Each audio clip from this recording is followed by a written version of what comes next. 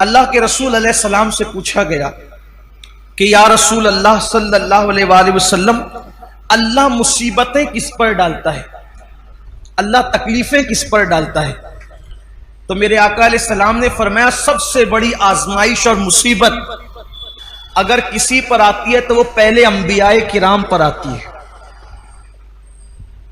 انبیاء سے بڑھ کر کوئی مصیبت میں نہیں رہتا۔ ہم لوگ کسی پر مصیبت دیکھتے ہیں تو بولتے او یہ تو اس کو کیے کہ سزا مل رہی۔ اگر کسی کو کوڑ ہو جائے، کوئی کوڑی ہو جائے، کوڑ، کسی کو جزام ہو جائے، کوئی نابینا ہو جائے، اندھا ہو جائے، تو لوگ اس کے بارے میں مذہبی محفلوں میں بھی ڈسکس کرتے ہیں کہ اس کو اس کے کیے کی سزا مل رہی ہے۔ اللہ سے معافی مانگو، نہ کہا کرو۔ اس کی وجہ یہ ہے اگر وہ مومن ہے اور کوڑی ہو گیا، جزامی ہو گیا، ہے مسلمان، تو اللہ تبارک و تعالیٰ ان لوگوں کو اس وقت جنت میں داخل فرمائے گا۔ ابھی تک لوگ قبروں سے کچھ اٹھے ہوں گے، کچھ اٹھنے والے ہوں گے، اس سے پہلے اللہ ان کو جنت میں داخل فرمائے گا۔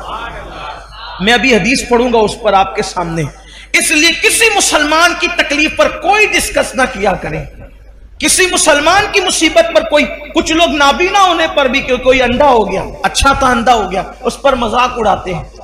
مذہبی حلقوں میں باضابطہ اسٹیجوں پر مذاق اڑایا گیا ان بزرگوں کا جن کو آخری عمر میں لمبی عمر ہونے کی وجہ سے یا ضعف ہونے کی وجہ سے آنکھوں کی بینائی چلی گئی تھی، کیا کیا ان کو نام دیے گئے۔ حالانکہ لوگ یہ بھول گئے کہ حبر الامہ، رئیس المفسرین سیدنا عبداللہ ابن عباس رضی اللہ تعالیٰ عنہ بھی آخری عمر میں نابینا ہو گئے تھے۔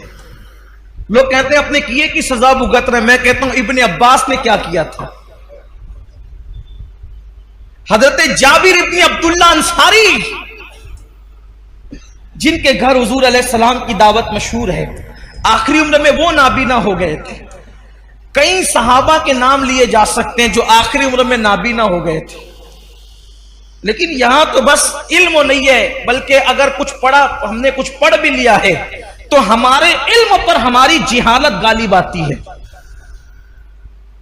کسی بھی مسلمان اور مومن کو تکلیف میں دیکھو، ہم نے کوئی اس پر ڈسکس نہیں کرنا، بس یہ دعا کرنا اللہ اس کی مشکل آسان کر دے اور ہمیں اس مصیبت سے بچا لے۔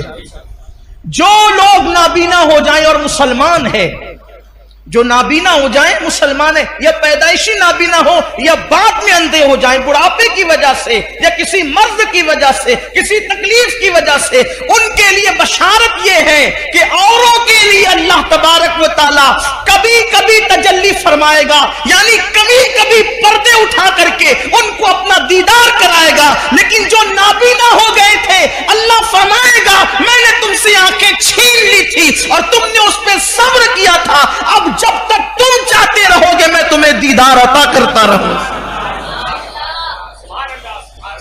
جب تک چاہتے رہو گے میں تمہیں دیدار عطا، مگر شرط یہ ہے کہ وہ صبر کریں۔ دیکھو مصیبت آئے تو صبر شرط ہے۔ جو مصیبت میں واویلا کرے ناکام ہے، مصیبت میں شکوہ کرے ناکام ہے، مصیبت میں شکایت کرے ناکام ہے، لیکن جو صبر کرے، صبر اصل چیز ہے۔ صبر، سارے انعامات اس وقت ملیں گے جب وہ صبر کرے۔ آقا علیہ السلام نے فرمایا سب سے زیادہ مصیبت نبیوں پر آتی ہے، پھر جو نبیوں سے قریب ہوتے ہیں ان پر آتی ہے، پھر جو ان سے قریب ہوتے ہیں ان پر آتی ہے۔ یعنی مصیبتیں ہیں کس کے لیے؟ بلکہ ایک حدیث پاک یہ بھی ہے، اللہ کے رسول علیہ السلام وضو کر رہے تھے، یہاں پر تھوڑا عشق رسول کا باب بھی کھلے گا، واہ ہوگا، عشق رسول کا باب بھی واہ ہوگا، اور ہم دیکھیں گے کہ ہم میں کون عاشق رسول ہیں۔ حضور علیہ السلام وضو فرما رہے تھے اور پانی حضور علیہ السلام کے وضو کا ڈھلان کی طرف بہ رہا تھا، وضو کا پانی ڈھلان کی طرف بہ رہا تھا۔ ایک صحابی تھے وہاں موجود، انہوں نے عرض کیا یا رسول اللہ صلی اللہ علیہ